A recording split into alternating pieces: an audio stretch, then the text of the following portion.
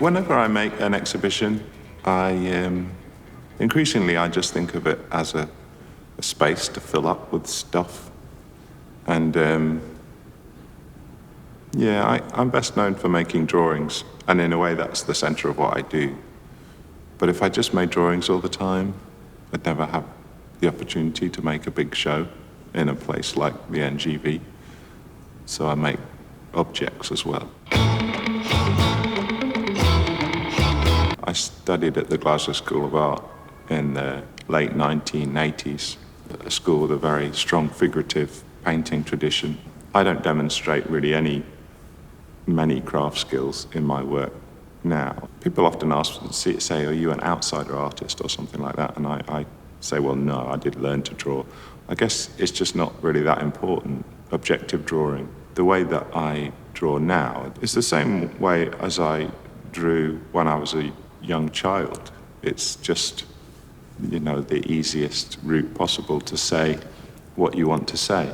It's essentially born of a decision not to objectively render 3 dimensions. They're only rendered as competently as they need to be. I want to make images that don't illustrate the text and text that doesn't describe the image. I'm interested in some slippage of meaning between image and text. When we look at images, the images that we're surrounded by, they all come with text these days, on the computer, on billboards, on the TV. It's a mode that one is instinctively familiar with. So I think maybe that's what makes the work quite accessible, is that people are familiar with that anyway.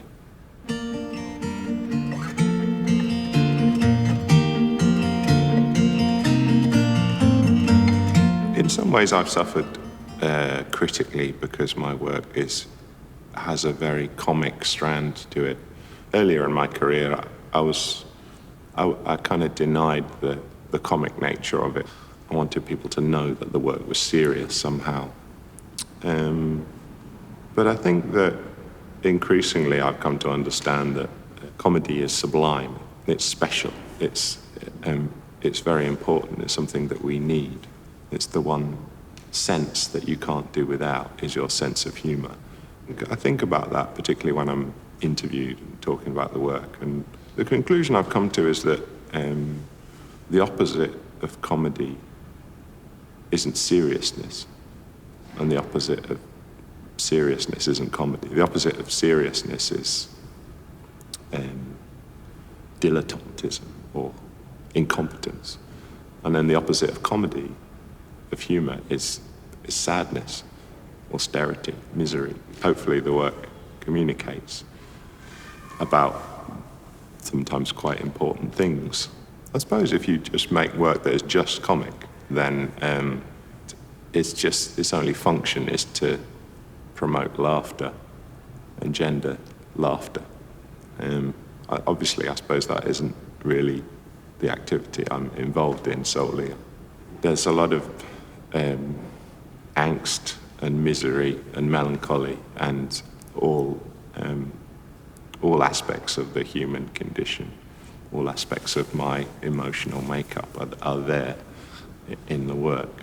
And sometimes I suppose there's some real darkness there, real gallows humor and very thinly coded despair almost, But I think that the comedy is the one thing that is the one hook that keeps you alive, I suppose, when you want to talk about these things.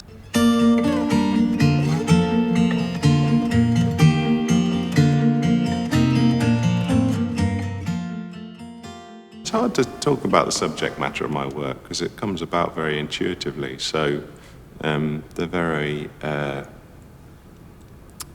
quotidian, if that's the right word, aspects of existence are things that I tend to dwell upon, just the bodily functions, very basic emotions and dramas, love and sex and death. The work's made in a very economic way, but the subject of it is something that's very close at hand. I suppose you could say, when I'm making a sculpture of a woman doing a poo, that's something, that's very much about the human condition and la-di-da-di-da.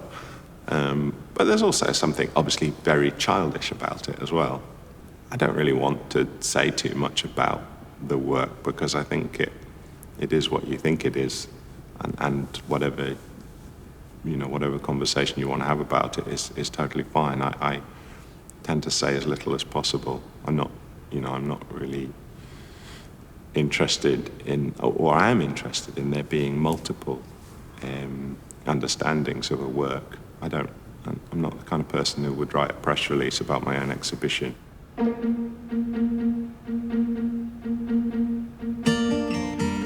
I first started making books when I first left art school in 1991. I didn't really make drawings as part of my art practice. It was something private that I did in a sketchbook that I'd always done my entire life, but I sort of kept it a secret at art school and felt that it was a bit frowned upon. But once I left art school, I realised I could do whatever I liked. Nobody was going to tell me what to do. So I decided that I would just make this work because it was very economic in a physical sense. It fitted in with my economic circumstances. I could make drawing in my room, in my shared apartment. So I sort of adapted what I drew anyway into a sort of what I thought was a more formal cartoon thing. So, and the way of distributing that, because this was prior to the days of the internet, was to self-publish. Quite quickly of making these books, I realized that I really liked the structure of a book and the way that you can create narrative and guide people through. It's also quite an accessible thing, a book as well, in a way that perhaps an exhibition isn't to everybody. Visiting a gallery sometimes is quite intimidating, particularly to people who aren't familiar with the world of contemporary art.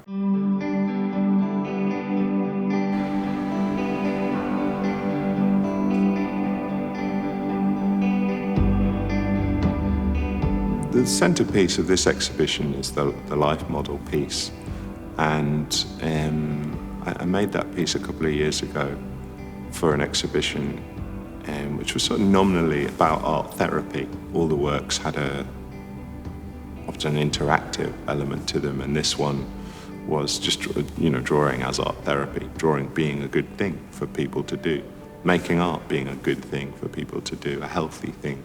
The nice thing about this work is that it is an invitation, whereas art, all conceptual art, I suppose, exists in some way as a proposition, and that's some ways, for some people, that's quite difficult, just to be invited to consider a proposition. They feel slightly baffled or intimidated by it. Obviously, this work exists as a proposition as well. It's sort of saying, what if, what role do these drawings have in relation to this object that the artist has made, and blah, blah, blah. And I like the fact that these drawings are a metaphor for that. They're a metaphor for people's view of the work. And they're all different, and some of them are kind of daft and silly and have got ridiculous comments on them, and others are quite serious, objective drawings of quite high quality in some cases. I'm still sort of coming to understand what the work is. Quite often you get bored of a work, I think, when you make it, and you travel around the world with it. You just get sick of the sight of it. And for some reason, this work, I don't. There's always something new because it's surrounded by new artwork all the time. Yeah, it's a piece that I still have great affection for, as if the life model were a friend,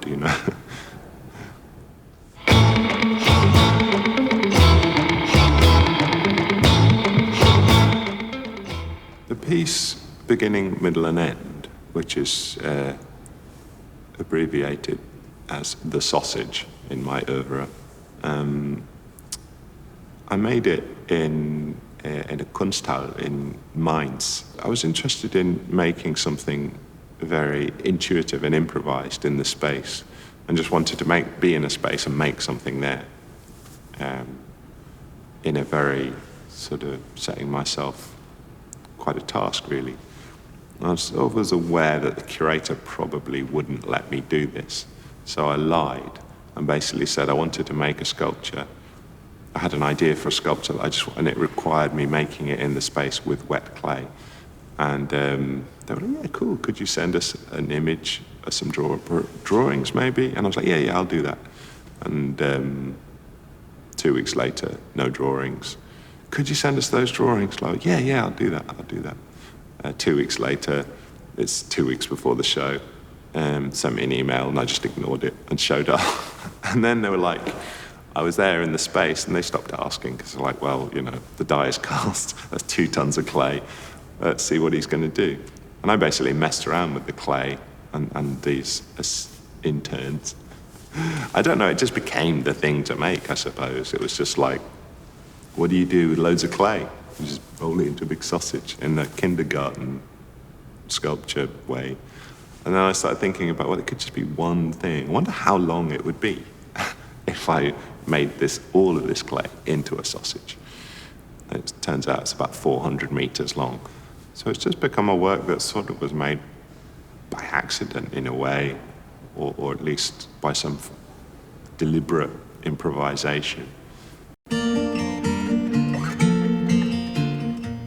New works on paper in this show are really new works, quite a new format. I only really started working on that size this year, really. So it's the first time I've made a big group of really large works. I make the paintings on paper so that I can discard them and not be precious about them. And obviously, I guess a big part of what I do is to try and avoid contrivance, and I'm striving for the opposite of that, for some kind of intuitive, accidental moment. They have a size that sort of lends themselves to a statement somehow, because they're sort of poster size. They're like paintings, but they're also like, I don't know, public information posters. So I'm sort of responding just to the size of the page and also the materials that I'm working with and the texture of the paper.